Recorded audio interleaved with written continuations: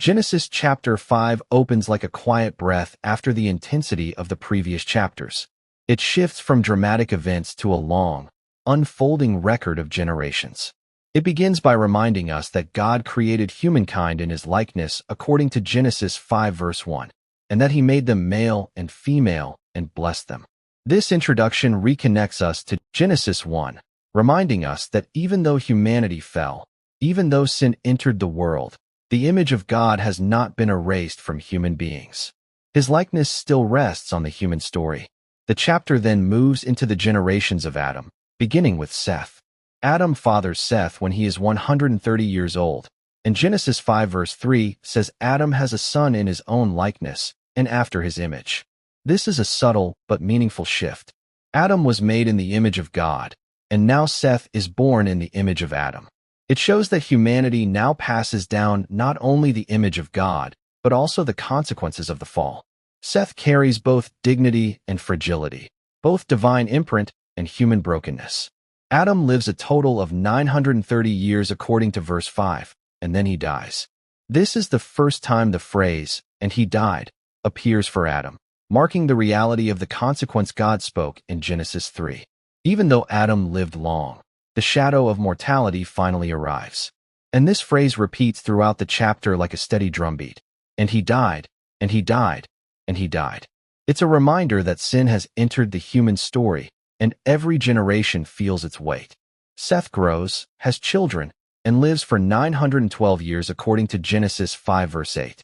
His son Enoch is the same man mentioned at the end of Genesis 4, the one during whose lifetime people began to call on the name of the Lord. This means the spiritual awakening that began with Enoch continues into the genealogy of chapter 5, showing that worship did not end with one moment. It began a pattern. The genealogy repeats a divine rhythm. Each man lives, has sons and daughters, and eventually dies. But each name also carries the promise of life continuing. Even after Eden, even after the tragedy of Cain and Abel, God allows humanity to multiply, to build families, and to fill the earth. The long lifespans emphasize the early strength of humanity in its beginning state, before the world becomes more corrupted and before the flood changes the environment of the earth. Among the names, we come to Jared, who lives 862 years after becoming the father of Enoch, according to verse 19. And then, everything shifts when the genealogy reaches Enoch. Enoch stands out like a light in the list. Genesis 5 verse 22 says Enoch walked faithfully with God for 300 years. This phrase does not appear for any other name before him. Others lived, others fathered, but Enoch walked with God. His relationship with the Lord was intimate, steady, and faithful. Then Genesis 5 verse 24 gives one of the most mysterious and beautiful statements in Scripture. Enoch walked with God. Then he was no more, because God took him. He does not die like the others. The phrase, "and he died," is absent. Instead, Enoch's life ends with God taking him directly. Enoch becomes a living prophecy, showing that even in a fallen world, walking with God is still possible and still powerful. He embodies closeness with God in an age when humanity is slowly drifting further away. Hebrews 11 verse 5 later explains that Enoch was taken because he pleased God. His life demonstrates that devotion is not forgotten, and intimacy with God is rewarded. After Enoch, the genealogy continues with Methuselah, who becomes the oldest person recorded in Scripture, living 969 years according to Genesis 5, verse 27. His name often draws attention, but the text does not give many details about his life, only his length of days. Some traditions speculate that Methuselah's long life represents God's extended patience, stretching time before the coming judgment of the flood. Whether or not this is the intended meaning, Methuselah's lifespan symbolizes the endurance of humanity in its early centuries. Methuselah fathers Lamech, not the Lamech from Cain's line, but a different man. This Lamech is significant because he becomes the father of Noah. Genesis 5 verse 29 says that Lamech names his son Noah because he will bring comfort and relief from the painful toil of working the ground that the Lord cursed. This is the first hopeful prophecy spoken directly over a newborn since Eden. Lamech sees something in Noah, a promise of rest, a possibility of renewal, a break from the burden placed on the ground. The name Noah means rest or comfort, tying directly to the struggles Adam faced when working the soil. This moment hints toward what is coming. It foreshadows Noah's role in the next chapters, where humanity reaches a breaking point and God prepares to cleanse the earth. Noah is introduced not just as a man, but as a sign of hope.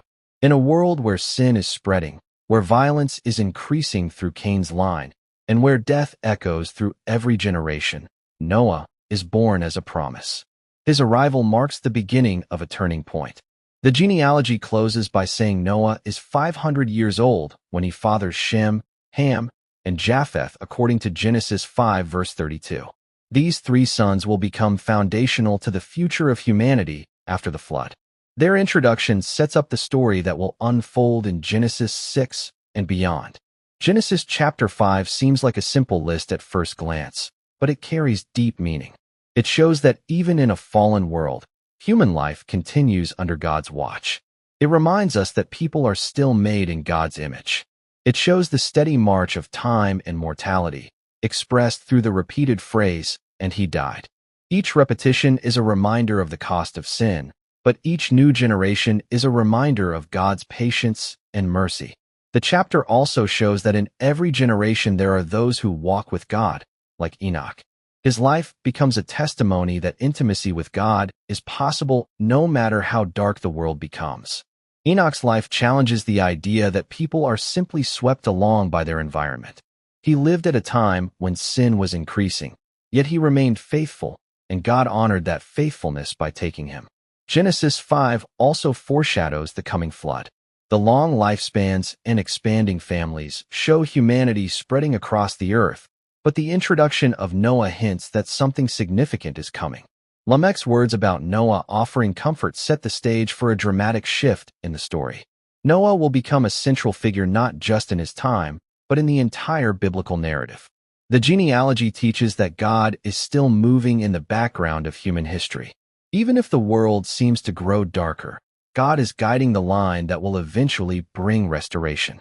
Through Seth, through Enoch, through Enoch, through Noah, God is preparing for the next chapter of redemption. The path toward salvation is already being formed, even in the quiet listing of names. Genesis 5 also emphasizes legacy. Every name represents a life lived, choices made, lessons learned, and faith passed down. Humanity is connected across generations. The faithfulness of one person can influence descendants for centuries. The patterns of one generation can shape the next. Enoch's walk with God did not end with him. It became a testimony that reached Noah's generation and continues to inspire believers today. The chapter also highlights the contrast between two lines: the line of Cain, which brought violence and rebellion, and the line of Seth, which brought devotion and worship. Genesis 5 focuses entirely on Seth's line, showing the path of people who call on the name of the Lord. These genealogies are not just history. They are spiritual roadmaps showing how God keeps a faithful line alive even when the world grows corrupt. In the end, Genesis chapter 5 teaches that God's promise did not die with Eden. Humanity may face death, struggle, and labor, but God continues to move through families, through generations, and through individuals who walk with him. The story of Genesis 5 is not merely about the length of human lives. It is about the persistence of God's plan. It is about the steady thread of hope woven into the fabric of human history. Even when the world seems lost, God is still at work, preparing the way for redemption. This is Genesis chapter 5, a chapter of names, of lives, of deaths, and of hope. A quiet but powerful reminder that the story is far from over. Humanity began to multiply across the earth with a speed and intensity no one had anticipated. Villages turned into towns, towns stretched into long paths of homes and gathering places, and the once quiet valleys filled with voices, fires, and the footsteps of countless people. Children grew into adults, adults grew into elders, and each generation gave rise to another. And with each new generation came more desires, more ambitions, and more decisions that pushed the world either toward goodness or toward corruption. Yet as humanity multiplied outward, something deeper began to change inside them. Hearts that once knew innocence began to desire things beyond what God intended. People learned how to build, how to shape tools, how to form alliances, but they also learned how to compete, how to take what they wanted, and how to justify evil. Amid all the growing chaos, the world still held moments of beauty. Mothers teaching their children to walk, men harvesting their fields, groups gathering around fires at dusk to share stories. But beneath that beauty, something darker was spreading. The earth felt heavier, as if the soil itself sensed what the people were becoming. As generations continued, powerful figures began to rise. Men known for their strength, for their influence, and for the awe they inspired. They walked across the land with reputations that followed like shadows. People whispered about them in marketplaces and spoke of them with either admiration or fear. They were great in the eyes of the world, yet their greatness did not equal goodness. They took whatever they desired, lived however they pleased, and no one could challenge them.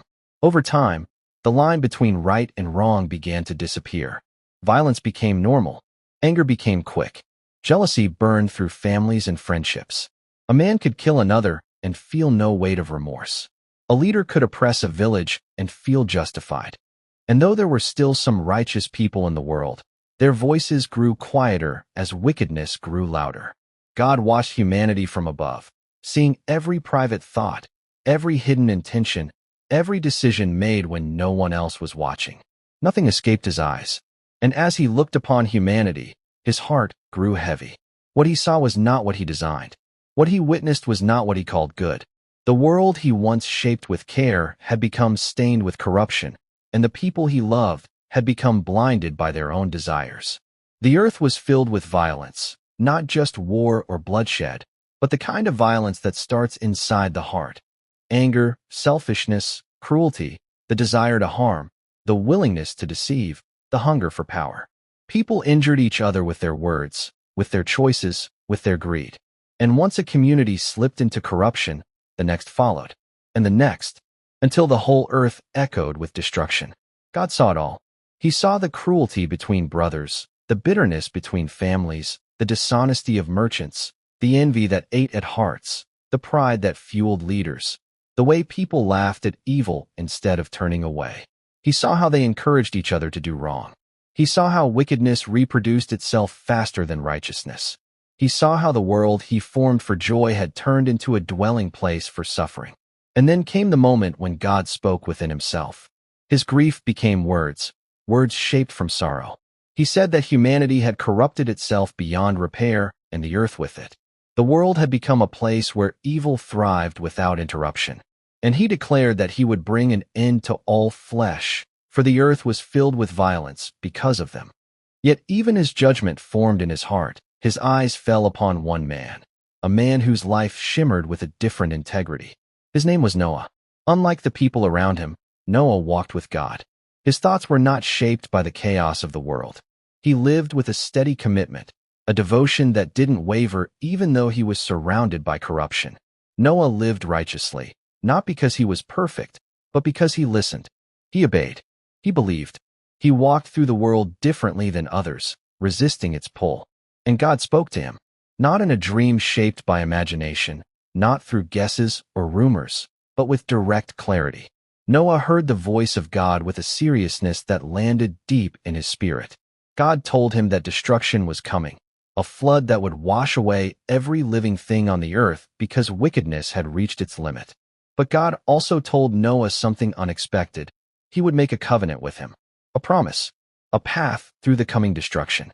Noah was to build something unheard of, something no one had seen before.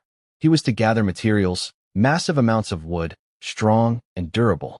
He was to form them with precision, shape them into beams, panels, frames, and layers.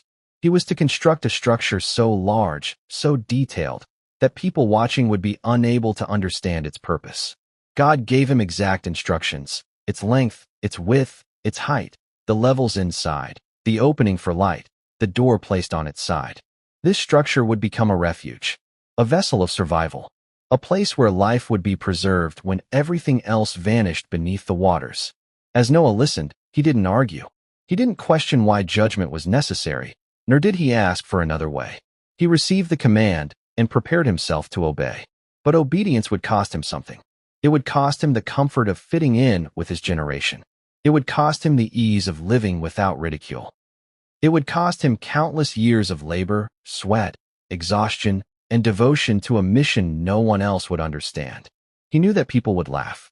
He knew that neighbors would question his sanity, that travelers would mock his work as they passed by. He knew that while others lived their lives normally, eating, drinking, marrying, celebrating, he would be building something they considered foolish. But Noah didn't build for them. He built for God. Day after day, Noah gathered wood. He cut down trees, shaped them, measured every piece carefully. The sound of striking tools echoed across the land. Birds startled at the noise. Children whispered about the strange structure rising outside the village. Men shook their heads, wondering why he wasted his strength on something so unnecessary. Noah's sons helped him. Shem, Ham, and Japheth followed his instructions, though even they did not fully understand the scale of what God intended to do. They knew only that their father heard from God, and they saw the seriousness in his face every time he repeated God's words. Their mother prepared food for long workdays, watched them come home covered in sawdust and sweat, and listened to Noah recount the instructions again to ensure nothing was forgotten. As the structure grew, it cast a shadow on the land. Not a shadow of fear, but a shadow of warning.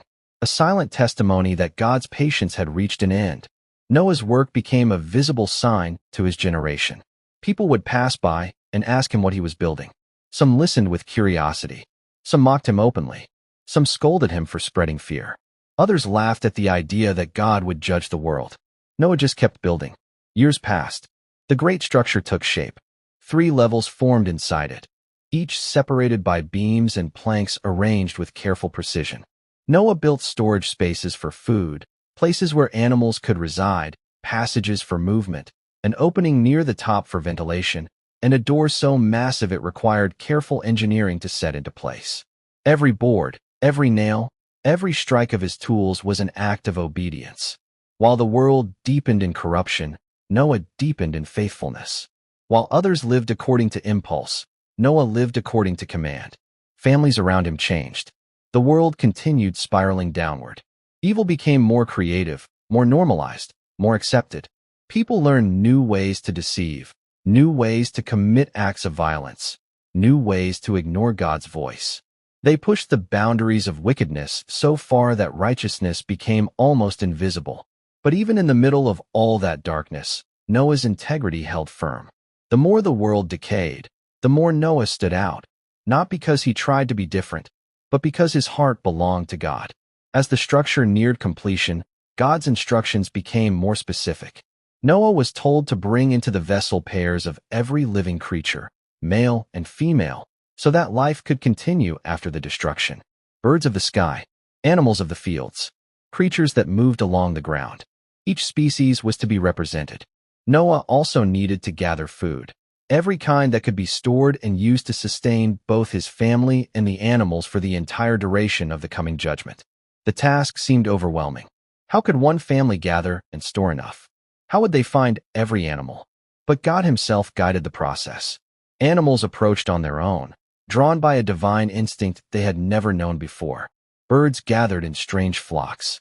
The ground trembled slightly as heavier creatures approached. Noah's sons watched in awe as pairs of animals walked into the structure, calm and obedient, as though they understood their place in God's plan. Noah prepared food and stored it carefully. He filled containers, sealed clay jars, tied bundles of grain, dried fruit, preserved meat, gathered herbs. His wife and daughters-in-law helped him, working tirelessly, preparing enough to last through the unknown length of time they would remain inside. Meanwhile, the world outside the structure remained unchanged. People still married, still built homes, still planned for their futures. Some scoffed at Noah's warnings. Others ignored him completely. Some were entertained by his determination. A few were curious but unwilling to change their lives. No one imagined that the earth itself was about to break open under the weight of judgment. But God's word had never failed, and Noah believed it fully. He lived by it, worked by it, breathed by it. His life became a contrast to everything around him, a steady reminder that while the rest of the world followed its desires, one man followed God. And as the final phase of preparation continued, the air itself felt different. The sky seemed heavier, the winds more restless. Something in creation sensed what was coming, though humans were too consumed with themselves to notice. Birds flew in patterns that seemed unusual. Animals behaved strangely. Clouds gathered on horizons even before the first drop of rain had been commanded to fall. Still, Noah worked. Still, God watched. Still, the world ignored the warning rising before them. The days grew closer to the moment God had spoken of, though the world still lived as if nothing were changing. People continued their routines, unaware that everything familiar to them would soon be washed away. Nights were filled with laughter in some places, anger in others, ambition in others. Children played in dusty streets. Men worked their fields. Women gathered food and tended to their homes. Life continued as if eternity lay before them, even though time was quietly tightening around them. Inside Noah's household, however, nothing was normal. Every day carried an urgency. Every choice mattered. Everything was preparation for what God had said. Noah's sons worked with a rhythm that had been formed by years of labor. Their hands were strong, their muscles hardened. They moved wood, reinforced beams, checked the seams, ensured every area was sealed properly. Noah inspected the structure daily, running his hands along the planks, examining the walls, making sure every detail matched the instruction given to him. They worked under the sun, worked under the moon, and worked when the world slept. And the more they worked, the more the structure became something living, something with purpose, something that would shape the future of all humanity. When the final reinforcement was added, when the door was prepared, when every room had been inspected and secured, Noah stepped back and took in what stood before him. What had begun as commands spoken by God had turned into a towering vessel large enough to hold the last remnants of life on earth. It stood like a monument of obedience, a physical sign of faith carved out of wood and sweat. But the work was not finished. The final command God gave Noah was not about wood or tools or measurements. It was about life. It was about preservation. It was about gathering, protecting, and maintaining the creatures God had created. Animals continued to approach the structure. They came in pairs, moving calmly, guided by something beyond their natural instincts. Noah's sons watched them come, small creatures and great ones, silent ones and ones that roared or trumpeted or called out.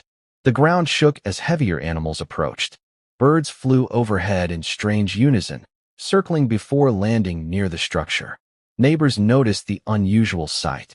Some followed the animals for amusement, laughing as creatures more used to the wild walked willingly toward Noah's door. Others watched in confusion, unable to explain what they were seeing.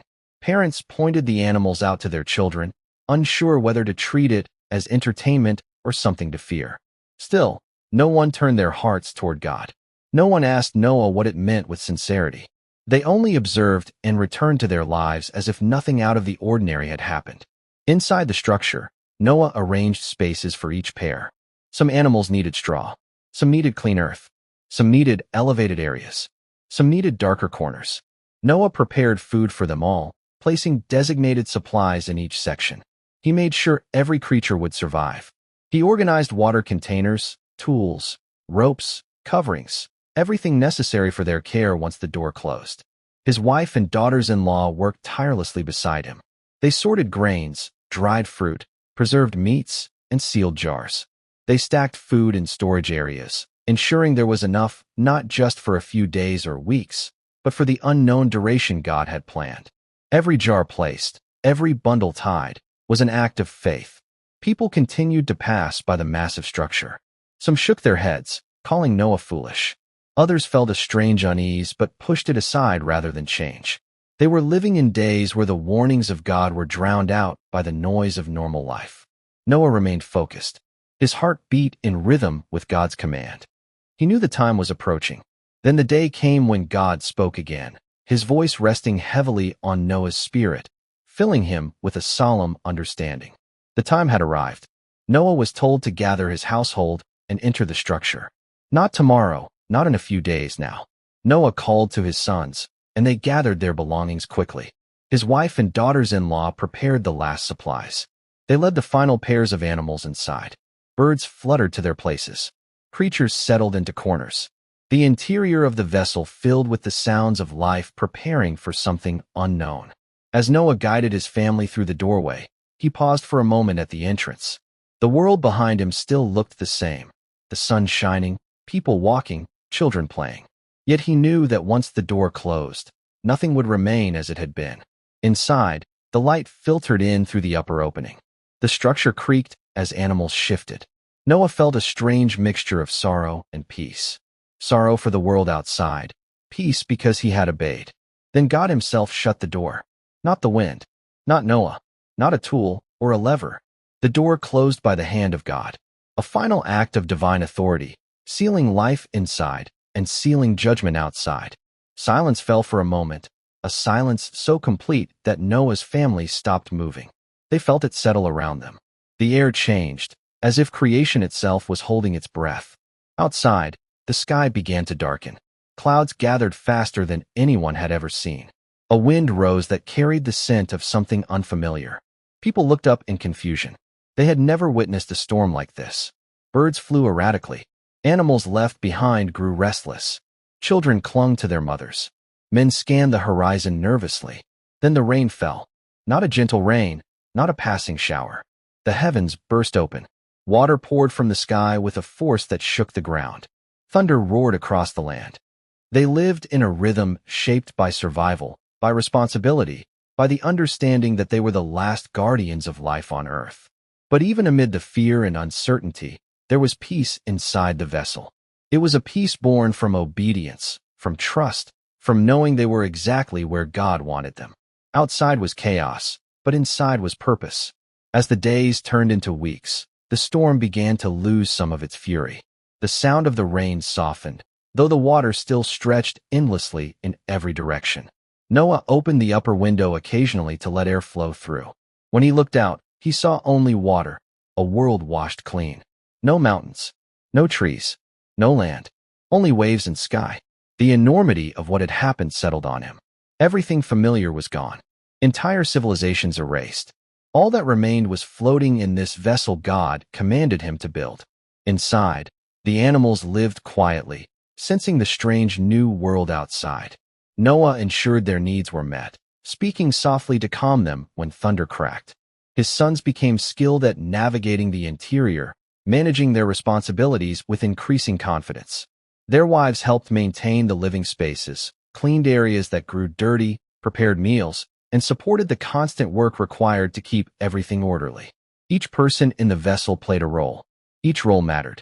Each day carried the significance of survival and the weight of the future. The world had been judged, but inside the vessel, life remained. And as the storm continued to rage, the vessel floated steadily, held in place by the hand of the one who designed it. Inside that sacred place, cut off from the world that once was, Noah and his family waited. They waited for the storm to end. They waited for the waters to settle. They waited for God's next instruction. And while they waited, the vessel drifted across the endless waters, silent, steady, and filled with the last breath of hope for all creation. They did not know how long the journey would last. They did not know where the vessel would land. They only knew that God had spoken, Noah had obeyed, and now they were living inside the promise God made to preserve life despite the destruction outside. The storm had come. The world had been judged. But inside the vessel, a new beginning waited, quiet, patient, and entirely held by God's hand. And the waters continued to rise, covering everything beneath them, as the vessel carried the future of humanity across the deep.